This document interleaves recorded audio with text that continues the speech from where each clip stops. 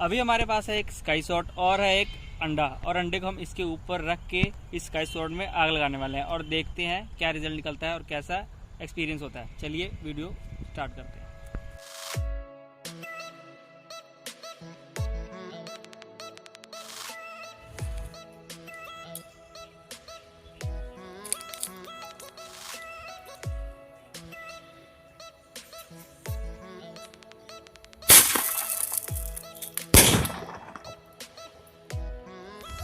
कहाँ गया? हवा में।